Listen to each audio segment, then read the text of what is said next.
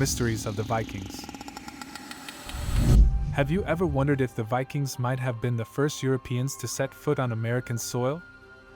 Yes, you heard that right. While Columbus was still planning his famous voyages, the Vikings were already exploring distant lands to the west. The story becomes even more astonishing when we look at the archaeological finds in Lanceaux Meadows in Newfoundland, Canada. Indeed, in this remote part of North America, archaeologists have found evidence suggesting that the Vikings were likely there as early as the 11th century. The archaeological excavations at Lanceaux Meadows, conducted in the 1960s, uncovered the remains of Scandinavian settlements dating back to the 11th century. These finds confirm the presence of Vikings in the New World long before Columbus. Research at Lanceaux Meadows began in the mid-20th century when an exploration team led by Helga Ingstad started excavations in the area. Over several seasons of digging, numerous intriguing artifacts were discovered, indicating the Viking presence in these lands. One of the most significant artifacts found at Lanceaux Meadows was a Norwegian coin known as the King Olaf III. This coin has a distinctive design and inscription pointing to King Olaf III, a Norwegian king from the 11th century. The Norwegian coin serves as reliable evidence of contact between the Scandinavian Vikings and the indigenous peoples of North America. The coin is clearly dated to the 11th century, marking the time frame of the Vikings' stay in this region.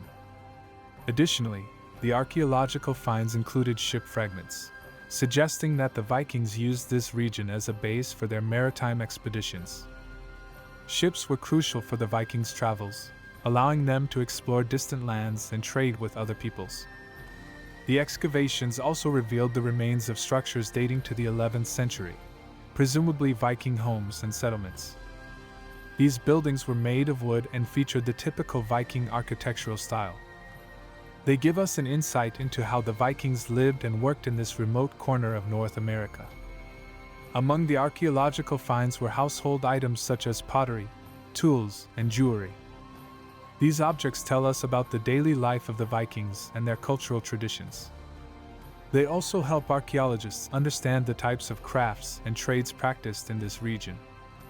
These artifacts support the idea that the Vikings visited this area and likely used it as a base for trading operations and other activities.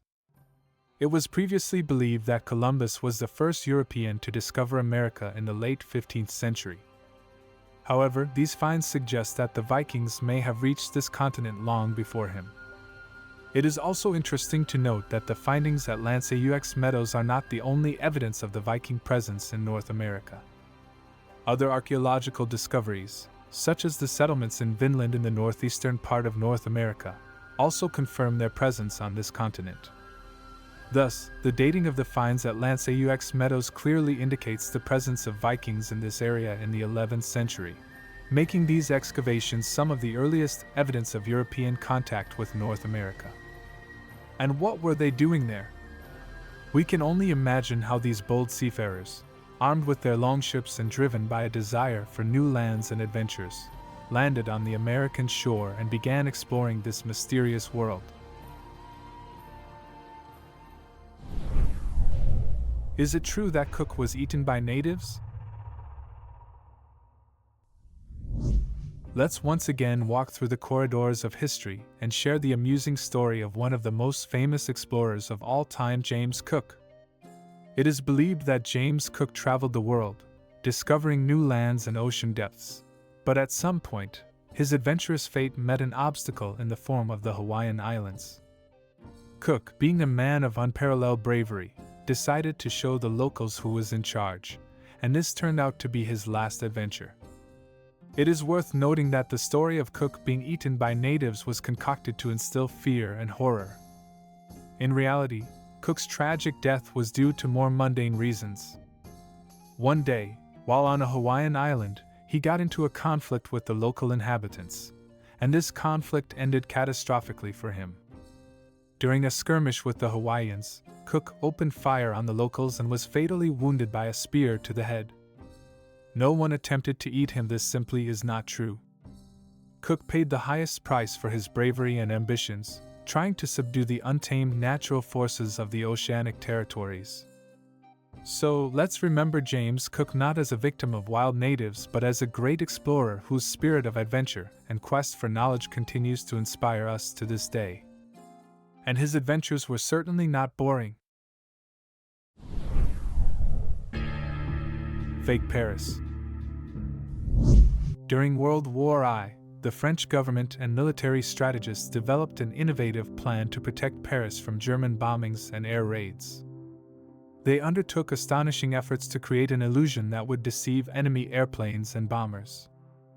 This plan involved creating a fake Paris, a detailed replica of the city, built in the vicinity of the real Paris.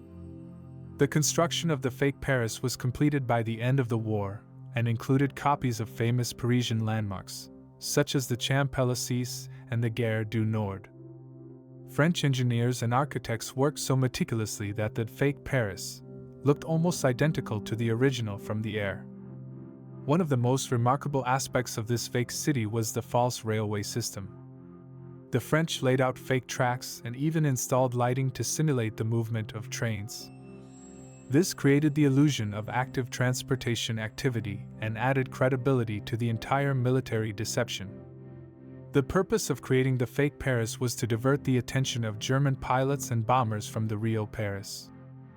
By attracting enemy attacks to the fake city, the French aimed to minimize damage and casualties among the civilian population and important structures in the real Paris. The use of such innovative military tactics demonstrates that the military strategists and engineers of World War I were willing to employ creative and unconventional approaches to protect their cities and country from enemies.